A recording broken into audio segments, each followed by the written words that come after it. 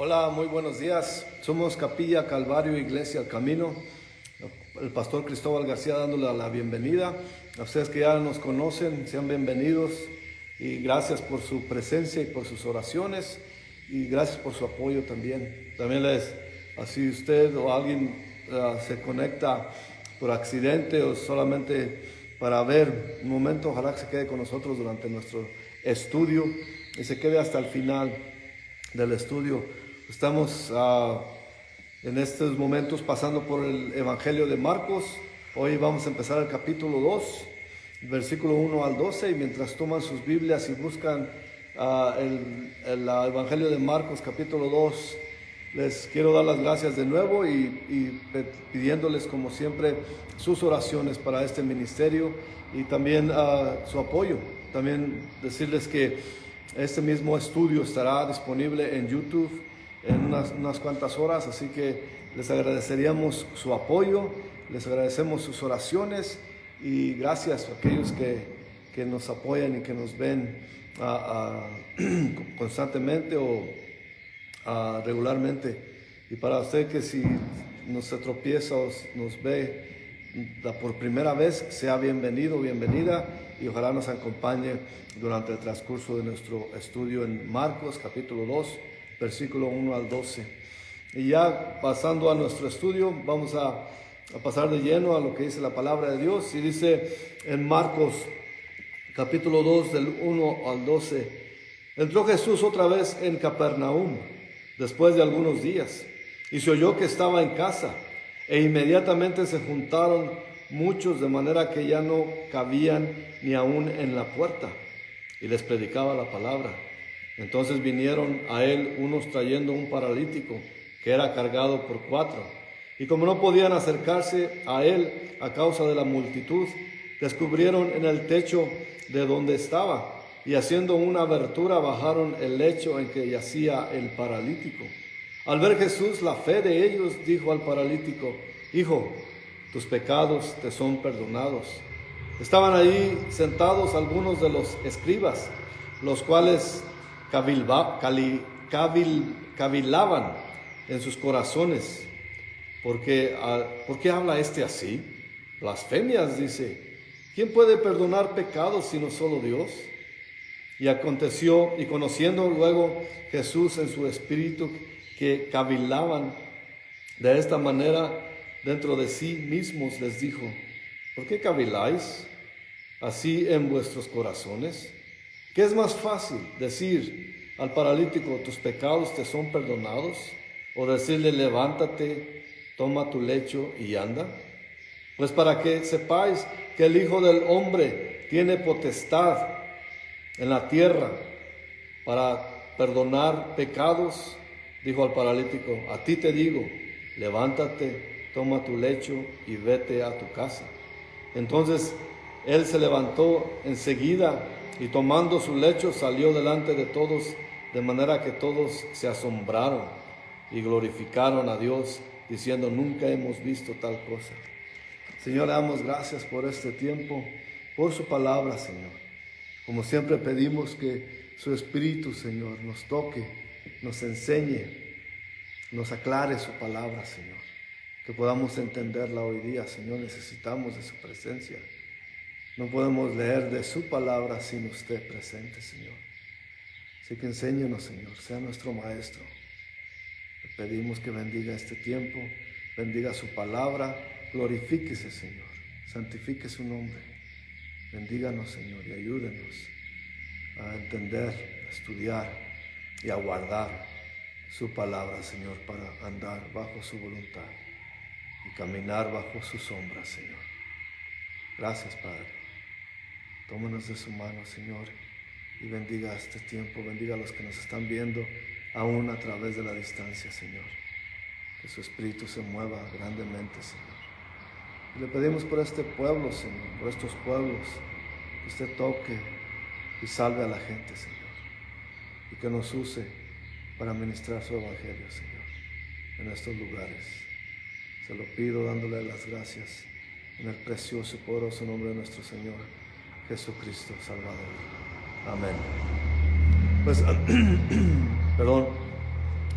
Vemos que una vez, ya ves, la vez pasada en el primer capítulo de Marcos, vimos que donde tenía más o menos su base del Señor, donde salía a predicar, y entró otra vez, aquí nos dice el primer versículo del capítulo 2, que entró otra vez a Capernaum, después de algunos días. Acordémonos que la vez pasada la gente lo seguía y él se tuvo que alejar de la gente para estar en presencia de Dios. Y sabía él en su corazón que la gente no buscaba otra cosa más que maravillarse, buscaba la emoción, pero no buscaba la consistencia de su palabra. Y esta vez, con una velocidad trepidante, la noticia de que Jesús regresó a Capernaum, de este Jesús milagroso, se dispersó la voz por todos lados y se supo que estaba otra vez en Capernaum. Y vemos el versículo 2 que dice: e inmediatamente se juntaron muchos, de manera que ya no cabían ni aún en la puerta y les predicaba la palabra. Y veremos el versículo 1 dice en casa. No sabemos si estaba en casa de Pedro o en la casa de nuestro Señor, no sabemos. Nomás dice que estaba en casa o estaba en el lugar. Como cuando venimos nosotros al pueblo donde somos originarios, que decimos regresamos a casa. No quiere decir que sea nuestra casa todo el pueblo, pero que es donde habitamos. Y quiero pensar que cuando se refiere que se oyó que estaba en casa, que estaba otra vez en el lugar donde él tenía su base de su ministerio. Y bueno, y aquí ya sabemos que este fenómeno era recurrente en casi todo el tiempo que Jesús caminó la tierra. Donde quiera lo seguían grandes multitudes. Querían que sanara a los enfermos y sacara a los demonios. Si hubieran ellos estado interesados en su mensaje del Evangelio, estas multitudes hubieran sido algo agradable para nuestro Señor, algo regocijante para nuestro Señor. Pero siendo omniscientes, sabía muy bien que la gran mayoría eran superficiales en su manera de pensar y ciegos en sus propias necesidades. Por eso es que él creía necesario salir de la ciudad casi muy seguido para estar en oración. Y sigue siendo la misma manera muchas veces en las iglesias. Se buscan los milagros, se anuncian los milagros. Se dice, hasta anuncian decir, este domingo o este día se presentará los milagros del Señor, noche de milagros, como si ellos pudieran llevarlos a cabo o se pudieran obligar al Señor a hacer los milagros. Sabemos que el único milagroso es nuestro Señor Jesucristo. Y así que es lo que la gente busca, la emoción. Y vemos tramposos que llevan gente a sus servicios y hasta les estiran las manos, los pies y hacen esos clases de trucos para asombrar a la gente. Es como un show que llevan a la gente, pero eso vemos que desagradaba a nuestro Señor. Él siendo todopoderoso, siendo omnipotente, sanaba a los enfermos, porque Él tenía misericordia de todos los enfermos. Y siempre mi esposa dice, si vemos que Jesús caminó la tierra, Él siempre andaba sanando a la gente, siempre donde quiera que iba, sanaba gente, porque esa era su naturaleza, y ese era su deseo. Pero esto no es que le agradara tanto, por eso vemos que la gente solamente quería ver eso. Y aún estos días la gente solo quiere ver eso, ver emociones, tener juntas de milagros. ¿Tú crees milagros? Ponte de pie y el Señor te va a dar un milagro simplemente porque tú lo quieres. Y la Biblia nos dice que así no opera nuestro Señor, así no obra nuestro Señor. Por eso es importante siempre buscar la palabra agradable de nuestro Señor. Así que siendo Señor, Él sabe el corazón de cada persona. Y sabe muy bien que la mayoría de la gente era superficial. Y sigue siendo mucha gente superficial. Pastores que son superficiales, que buscan el show, que buscan el asombrar a la gente con sus trucos, haciéndolos creer que son milagros. Pero eso no es milagro en esta manera. Así que por eso el Señor creía siempre en la necesidad de salir de sus lugares solo para orar. Y ese es el gran ejemplo que cada siervo de Dios tiene que tener. Cuando nosotros, claro que no, eso no nos impide orar por milagros. Y hemos visto al Señor moverse milagrosamente en nuestras vidas. Pero eso es ver y en oración pedir. No quiere decir que el Señor se va siempre a hacer milagros y moverse cuando nosotros queramos. Y ver esos fantominas también cuando ponen las manos sobre las cabezas de las personas y los hacen caer o los hacen que se retuerzan.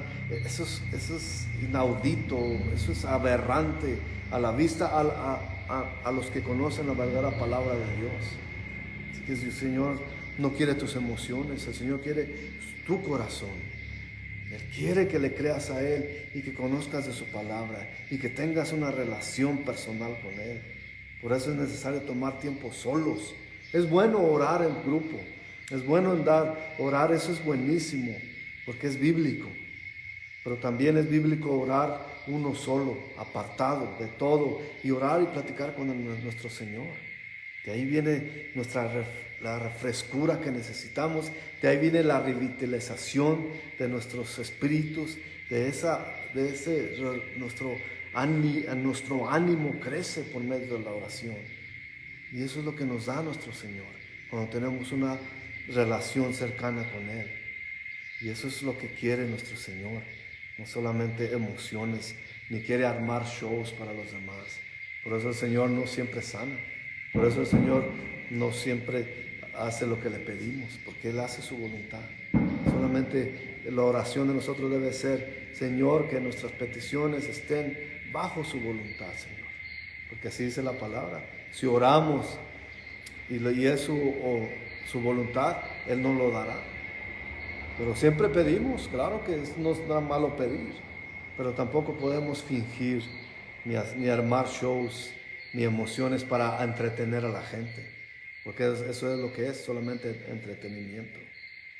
Bueno, ya antes de que me salga del contexto, aquí viene el versículo 3, dice: entonces vinieron a él unos trayendo un paralítico que era cargado por 4. Así que, como vimos en el verso anterior, dice que la gente ya no cabía en la casa. Y me imagino que la puerta, hasta la entrada, estaba la gente ya amontonada ahí en la misma puerta de la casa, tratando de mirar, así como se amontona la gente.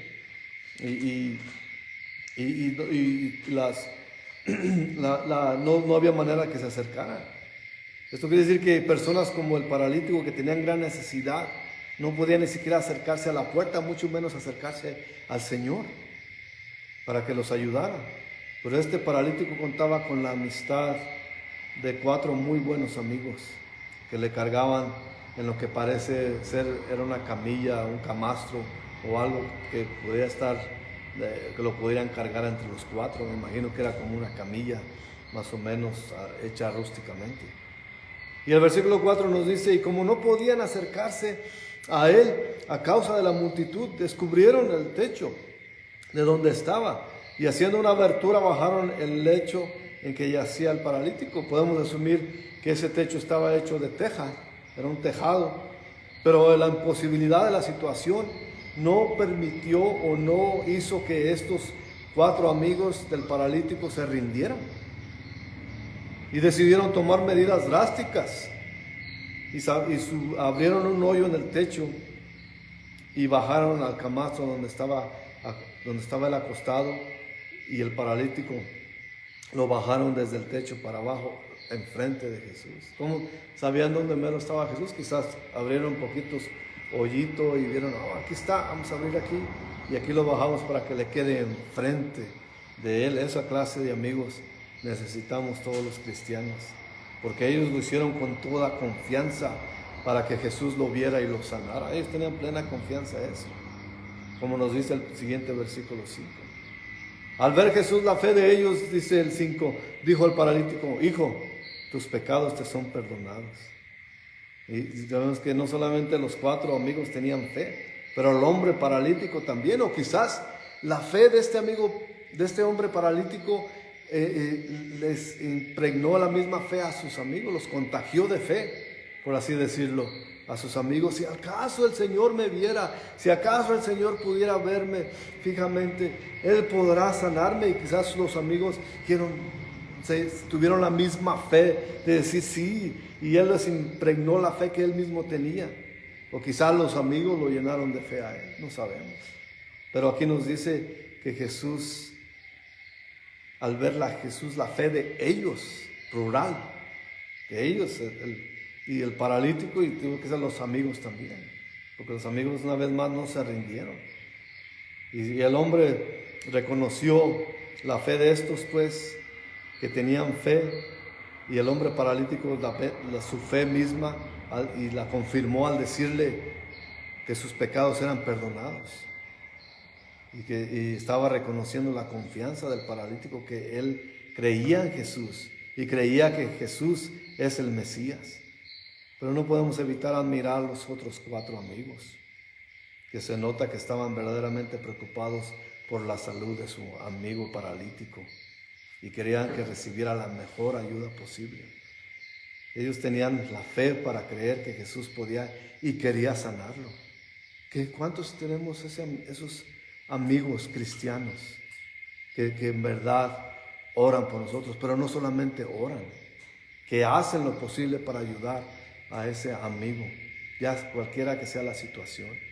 Y así deberemos ser nosotros los cristianos, que no solamente decimos, oh, voy a orar por ti, amigo, voy a orar por ti, hermano, y ya se van para sus casas, como dice en Santiago, que dicen, ay, no digas solamente voy a orar por ti, pero haz algo al respecto.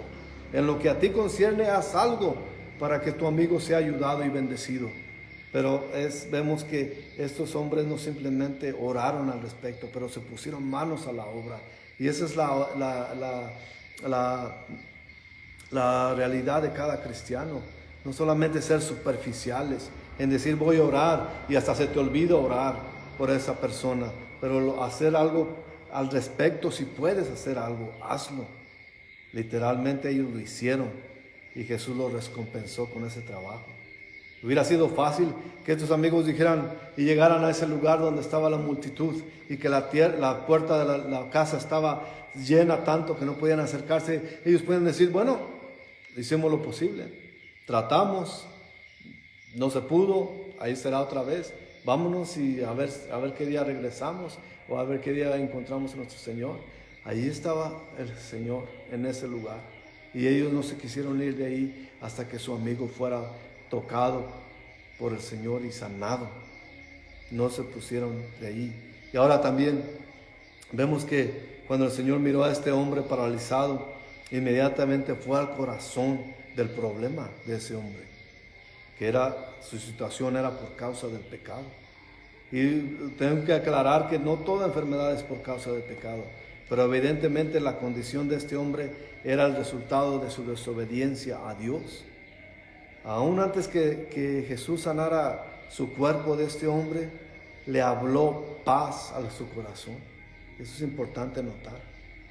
Que antes de que el hombre enfermo por su propia desobediencia, por su propia culpa, el Señor le perdonó sus pecados y le dio paz en su corazón.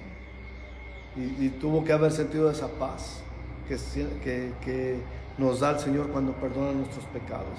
Porque la gente dice, ¿por qué caminas tan libre? Ya sabemos cómo eras tú, ya sabemos lo que hacías, que antes de que te hicieras cristianito o aleluya o los nombres que nos ponen, yo te conozco a ti, eras bien borracho o eras esto y lo otro, yo te conozco. Porque ahora caminas aquí, porque es eso, la paz que el Señor nos da al perdonarnos. Cuando recibimos su perdón, caminamos libres, sin culpa, porque por eso Él vino a la tierra, por eso Él llegó y sufrió por nosotros y nuestros pecados. Por eso caminamos. Y me imagino que este hombre, al recibir esas palabras de Jesús, su corazón se sintió en paz. Se le dio una calma, una paz a su corazón que, como dice las Escrituras, esa paz que sobrepasa todo entendimiento. Y sin duda este hombre sintió eso, al decirles que sus pecados eran perdonados. El perdón es el más grande milagro que Jesús hace. Tendremos que ver eso, pues llena la más grande necesidad. Y esa necesidad costó el más alto precio, no es gratis. y nos trae la más grande bendición y el resultado más duradero. Porque ese perdón es un precio que pagó el Señor. Es el más grande precio de su vida. Su sangre fue derramada para darnos ese perdón. Y por eso decimos que su sangre nos lava y nos hace limpios como la lana. Porque su sangre fue el precio de nuestro pecado. Y por eso digo que este hombre, cuando el Señor le dijo tus pecados te son perdonados, haber sentido ese alivio espiritual primeramente. Y esa paz en su corazón que él sintió al oír las palabras de Jesús. Porque aunque nosotros en estos tiempos no podemos oír físicamente las palabras de nuestro Señor, tenemos las Escrituras para que nos enseñen. Y también Él con su voz tenue que tiene al hablarnos, que solamente podemos escucharla individualmente. Esa es la voz que nos calma y nos apacigua el corazón, nos llena de paz y nos da la confianza de caminar, aún sabiendo de dónde vinimos y de dónde nos sacó el Señor. Pero vemos aquí que aún ahí en ese lugar santo donde el Señor se estaba manifestando su santidad y su deidad, estaba la oposición también. Dicen los versículos 6 y 7, estaban allí sentados algunos de los escribas, los cuales cavilaban en sus corazones. ¿Por qué habla así este? ¿Por qué habla así este así? Blasfemias dice. ¿Quién puede perdonar pecados sino solo Dios? Eso es lo que estaban diciendo ellos. El hecho de que estos estaban sentados adentro, no estaban amontonados, o llegaron muy temprano, o no sabemos por qué estaban ellos en un lugar donde estaban presentes y miraban toda la acción ahí de Jesús. Tenían un lugar privilegiado. No sabemos si ellos sabían de antemano que Jesús llegaría allí y llegaron para espiarlo. No nos dice la palabra y así la dejamos. El hecho es de que estos estaban ahí sentaditos viendo a nuestro Señor.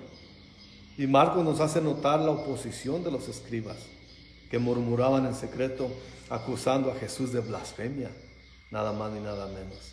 En esos tiempos los escrituras eran comúnmente llamadas, los escribas, eran usualmente llamados abogados, porque a lo que es lo mismo que eran doctores de la ley. Como era un abogado, es un que estudia doctorado y todo eso, le dicen doctor porque es doctor de la ley. Esto así mismo ellos se dedicaban a estudiar la ley de Moisés. Tenían que ser expertos, porque si eran estos escribas o abogados o doctores de la ley, tenían que estar empapados de lo que es la ley de Moisés. Y ellos nada más fueron a espiar al Señor. Estos líderes religiosos estaban en todo su derecho. No quiere decir que no, porque tenían que ver este nuevo movimiento que se había salido, que había resultado, que había emanado ahora, que este hombre Jesús de Nazaret, milagroso, ahora salió y anda por todos lados sanando gente. Tenían de todo su derecho de ir y ver, porque después de todos eran los encargados. Estos líderes religiosos estaban encargados de la iglesia, del ministerio, de las sinagogas. Así que tenían todo su derecho de ir a este nuevo maestro. Porque según, y si tienen tiempo, no tenemos hoy, pero de Deuteronomio 13, ahí nos dice la autoridad, los sacerdotes, y tenían todo su derecho, y no fueron, pero ellos lo que hicieron mal, no hicieron mal en ir y ver. Lo que hicieron mal es que ya sus corazones y sus mentes no estaban abiertas a la verdad. Estos ya iban con su saña y su maldad en ellos, en lugar que iban con la mente crítica, buscando herejía, y no iban buscando la verdad. Y es lo que queremos cuando nosotros predicamos el Evangelio, apegándonos a la sola Escritura, especialmente a los que son profesantes religiosos. Vengan y estudiemos la Biblia juntos, para que veamos dónde se encuentra la verdadera palabra de Dios. Es nuestra postura. Pueden refutarnos, y nosotros podemos refutar muchas cosas religiosas que hacen que están fuera de la palabra de Dios, fuera de las Escrituras, que no son bíblicas. Por eso podemos refutar, porque nos basamos en la palabra de Dios. Pueden venir líderes, pueden venir todos y estudiamos la palabra juntos y podamos ver. Pero estos, como hoy en día, muchos religiosos se oponen a la sola escritura, se oponen a la palabra de Dios, porque en sus rituales, en sus estudios, en sus servicios, no se enfocan en la palabra de Dios. Y así que eso es importantísimo. Esos hombres ya tenían así en su mente ese escarnio, ese rechazo al ministerio de nuestro Señor Jesús. Ya se había hecho presente la actitud negativa desde Judea, cuando estudiamos Juan capítulo 4, que ya los líderes ya estaban oyendo de este Jesús que anda para allá y para acá, este hombre humilde, pobre, que camina por todos lados y solo no anda muy bien vestido como ellos, con todos esos elegantes ropones sobre ellos, pero es un hombre común. Por cierto que Jesús no era ningún rubio o azul, era un hombre judío de acuerdo a su raza, porque el Señor nació judío, nuestro Señor Jesús. Era un judío normal de 33 años, caminando por las tierras, viéndose igual que cualquier judío.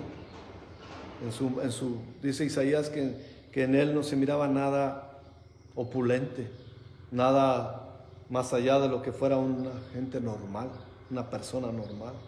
Pero ese hombre es Jesús, Jesús de Galilea, Jesús de Nazaret, perdón.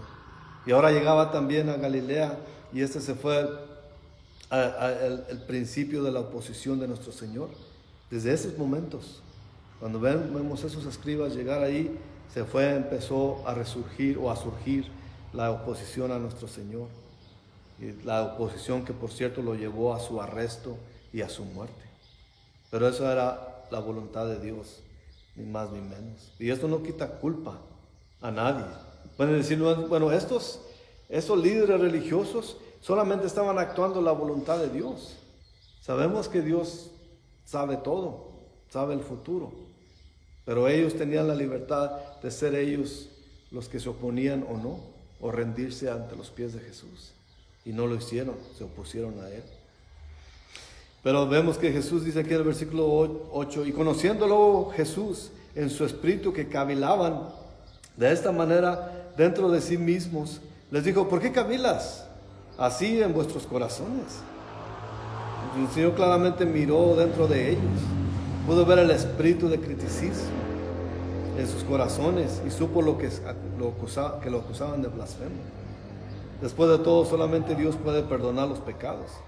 Y Jesús acaba de decir al paralítico, tus pecados te son perdonados. De esa manera Jesús clamó ser Dios. Para aquellos que dicen, en la Biblia nunca Jesús clamó ser Dios. Nunca ahí dice en la Biblia que es Dios. Aquí vemos una muestra de que solo Dios perdona pecados y demostró que Él es Dios y perdona. Y continúa diciendo el Señor a estos incrédulos en el versículo 9, dice, ¿qué es más fácil?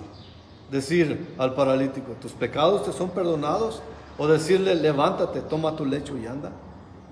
Al mismo instante Él prueba a ser Dios, al saber que hay en sus corazones y diciéndoles lo que estaban pensando. Ahí le está demostrando quién es Él, su deidad. Se lo está demostrando, yo sé lo que estás pensando. Y por cierto que Dios sabe todos nuestros pensamientos. A las palabras que están en nuestra mente, no solamente que salen de nuestra boca, pero las palabras que nunca salen de nuestra boca se las conoce. Así que le está diciendo lo que estaban pensando. Yo sé lo que estás pensando. Yo soy Dios. Yo sé lo que tú piensas de mí.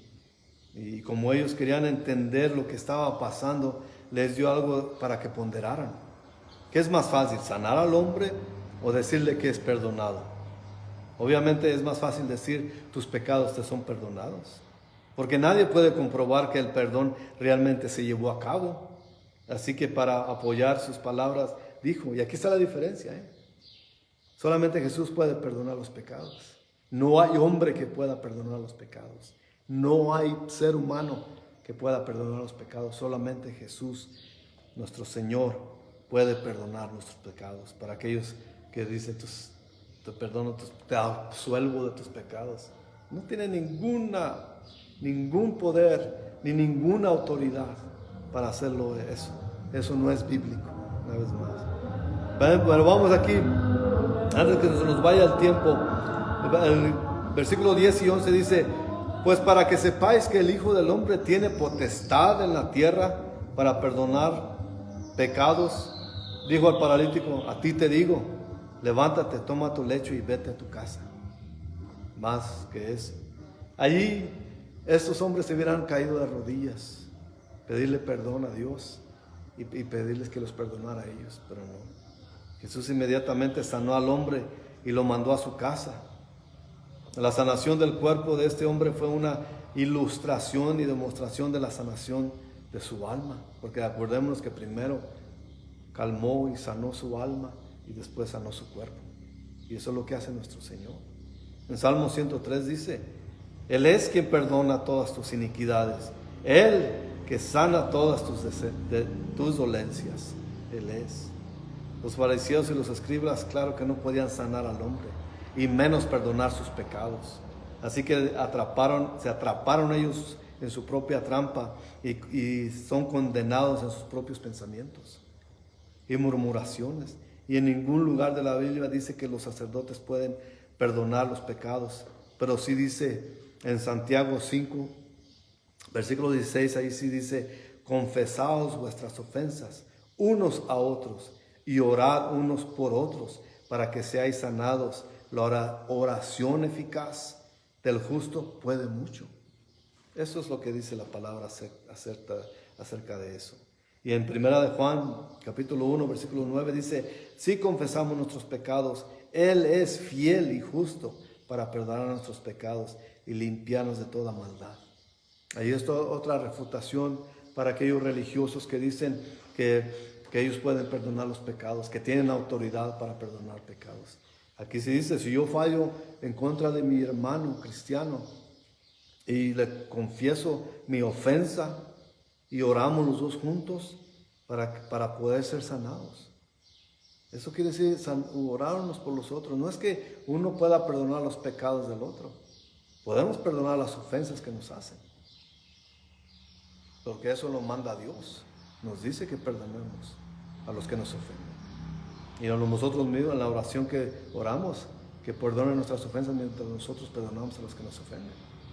Y aquí muestra una vez más y refuta la idea de los que enseñan los religiosos que solamente los sacerdotes pueden perdonar los pecados. Y no es así, solo Dios puede perdonar los pecados. Pero tenemos que confesar. Si yo fallo en contra de mi hermano, en contra de mis seres queridos, yo puedo confesar mis pecados ante ellos y pedirles perdón por ellos. También tenemos que confesar nuestros pecados ante el Señor, porque Él es fiel, como dice 1 de Juan capítulo 1:9. Él es fiel y justo para perdonar nuestros pecados y limpiarnos de toda maldad. Así que eso es solamente otra refutación para los religiosos que enseñan otras cosas que no son bíblicas. Jesús afirma su deidad no solamente al perdonar al hombre sus pecados y sanado su cuerpo, porque ves, bueno, yo te perdono tus pecados, ahora llévenselo. Pero para demostrar su deidad, dice, el Hijo del Hombre dice que te sanes y te levantes y te vayas a tu casa, y lo hace para demostrar su deidad. El mismo título, Hijo del Hombre, que definitivamente es un título mesiánico, y lo veremos varias veces en nuestro estudio aquí del transcurso de este Evangelio de Marcos. En el Viejo Testamento dice muchas veces también el Hijo del Hombre. Pero vamos a ver hoy en Daniel 7, versículo 13 al 14, donde dice: miraba yo en la visión de la noche, y aquí con las nubes del cielo venía uno como un hijo de hombre, que vino hasta el anciano de días y le hicieron acercarse delante de él. Y le fue dado dominio, gloria y reino para que todos los pueblos, naciones y lenguas le sirvieran. Su dominio es dominio eterno, que nunca pasará, y su reino uno que no será destruido. Eso es lo que dice. Los escribas estos hubieran de haber entendido cuando Jesús dijo Hijo de Hombre. Hubieran de haber entendido, estudiosos de la ley, hubieran sabido y se hubieran acordado de las palabras del Viejo Testamento y hubieran dicho, este título se lo está dando Él. Es un título mesiánico y está en la palabra de Dios. Este es quien clama ser. Pero no se arrodillaron ante Él. No se arrepintieron de pensar mal en contra de Él. Tuvieron que haberlo interpretado de esa manera, que Jesús es el Mesías. Pero aquí en el versículo 12 nos dice, ya para terminar, entonces Él se levantó enseguida, el paralítico, y tomando su lecho salió delante de todos, de manera que todos se asombraron y glorificaron a Dios diciendo, nunca hemos visto tal cosa. Todos los que estaban allí, que no eran con corazón crítico, se rindieron ante Jesús, reconociendo quién es Él. Supongamos que los líderes religiosos hubieran abierto sus corazones a la verdad, que estaban frente a ellos, el verdadero Dios omnipotente. En ese momento, que hubieran aprendido. Si hubieran ido con el corazón abierto, que hubieran aprendido. Así como invitamos nosotros a toda clase de religioso, vamos y estudiamos la Biblia para aprenderla juntos. ¿Qué aprenderemos? Primeramente, que estos hubieran aprendido, se hubieran dado cuenta que el pecado es como la enfermedad, como una enfermedad. Y el perdón es como la sanación, recobrar la sana y la buena salud. Y es demostrado ante sus ojos todo eso. También hubieran aprendido que Jesucristo de Nazaret es en verdad el Salvador, el Mesías, con toda autoridad para perdonar los pecados y sus propios pecados de ellos. Pudieron ver a ser sido perdonados. Qué gran oportunidad se perdieron al haber llegado con un espíritu de crítica en lugar de un corazón arrepentido. Esa es la gran diferencia. Cuando el Señor nos confronta con nuestros pecados, tenemos dos opciones: o desobedecerlo y seguir en nuestro pecado, o arrepentirnos de Él y pedirle perdón. Estos hombres no ni hicieron nada de eso. Todo el mundo se maravilló. Ellos estaban pensando en su posición social, en su posición de autoridad. ¿Qué habían pensado? Este es el Rey de Reyes, nos va a destituir. Pero el pecado es tonto. El pecado es tonto pensar que Dios no va a ver tu pecado en ti. Es tonto pensar que Dios va a dejar pasar tu pecado, como estos hombres. Ellos tenían la salvación enfrente de ellos y no la aceptaron. Por eso es tonto decir, bueno, mañana pensaré acerca de eso, ahora soy muy joven, o ya habrá tiempo para eso. Y rendirnos. O también puede que seas religioso, puede ser que clames tener una relación con Jesús, pero ¿te has arrepentido de tus pecados? El Señor ha sanado tu corazón y tu alma. El Señor te ha perdonado de ellos, porque Él ya hizo todo lo que tenía que hacer. Y por eso el perdón de sus pecados tiene que ser recibido. Ya hemos explicado qué quiere decir el arrepentimiento. El arrepentimiento de no volver a hacerlo, de dar la vuelta y de huir, caminar, alejarte del pecado y acercarte a Dios. Eso es el arrepentimiento. Así que esas son cosas para ponderar. No solamente estos escribas, pero en mis tiempos de juventud yo también muchas veces tuve la oportunidad de recibir al Señor como mi Salvador. Y no es que yo dijera, yo te recibo como si yo tuviera, sí, pobre Jesús, yo te recibo como no. Es decir, sí, Señor, acepto lo que usted hizo en la cruz para perdonar mis pecados, que no merezco. Merezco la muerte, merezco el castigo. Pero gracias por perdonar mis pecados y por hacerme miembro de su familia. Eso es lo que debemos hacer ante el Señor. Porque el Señor no forza a nadie. Su caballerosidad es inigualable. Él no te va a forzar a recibir su perdón. Tienes que desearlo con tu corazón y arrepentirte de tus pecados.